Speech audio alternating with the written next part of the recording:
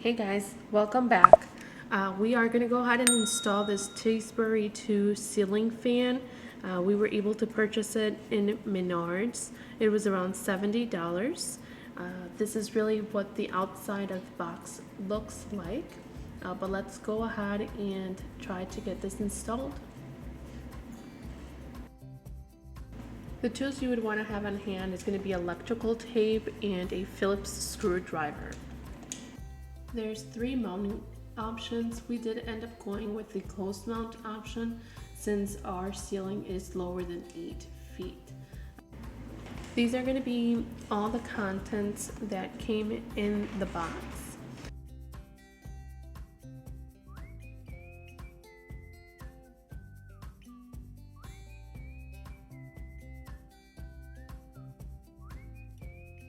These pieces here are the down rod and the yoke cover. We did not use these due to the mounting method we used.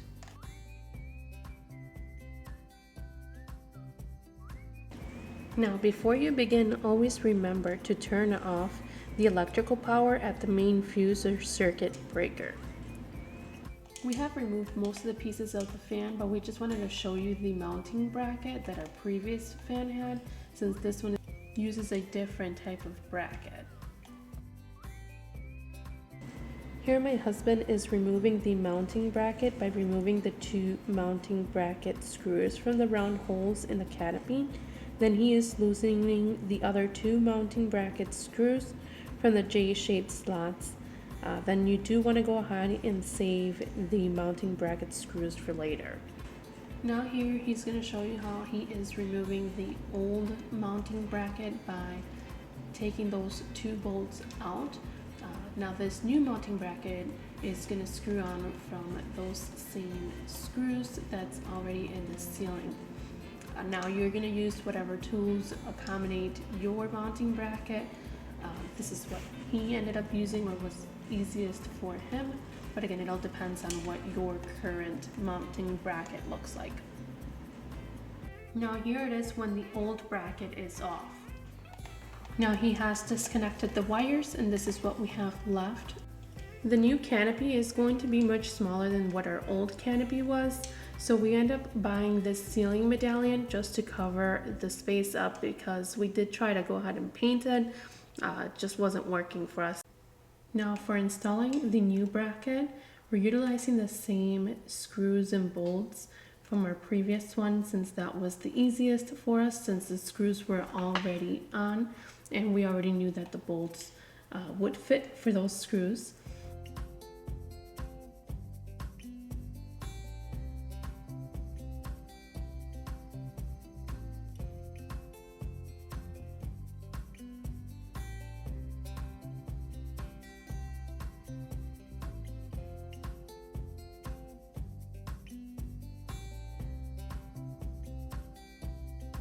Here he is connecting the 2 ground wires together.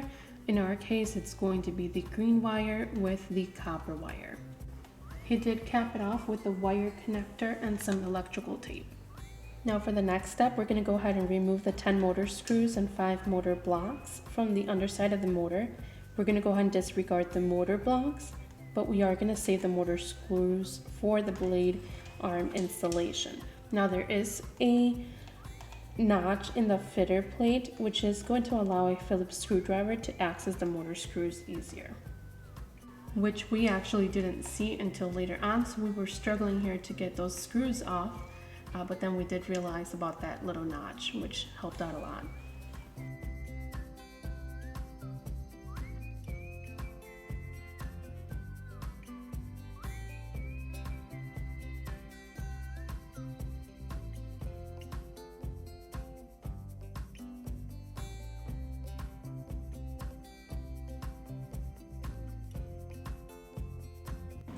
With this step, we are starting the close mount installation process. So if you are needing to install with any of the other 2 methods, you would want to go ahead and go back to look into your assembly instructions for those steps. You want to remove the 3 Phillips screws from the top of the motor assembly. And now you want to remove the canopy cover from the bottom of the canopy. You want to align the holes in the bottom of the canopy with the screw holes on the top of the motor assembly. The larger holes in the canopy will encompass the 3 pre-installed screws. Now secure the canopy to the top of the motor assembly with the 3 closed mount screws.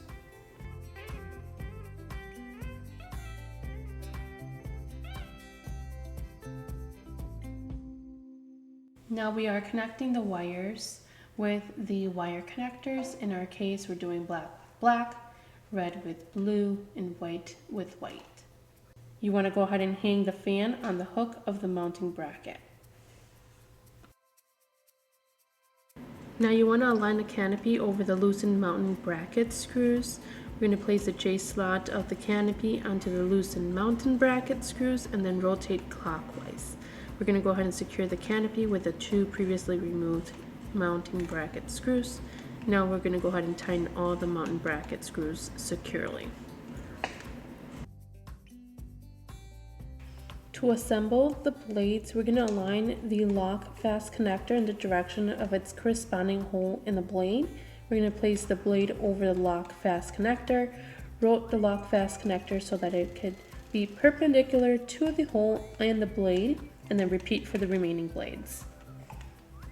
Here we are installing the blade arm to the underside of the motor assembly with the previously removed motor screws.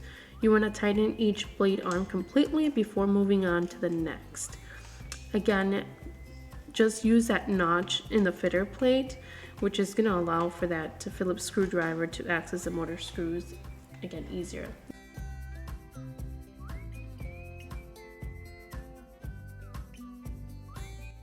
Here we are removing the socket ring from each socket. We are going to save these for later when we're putting the shades up.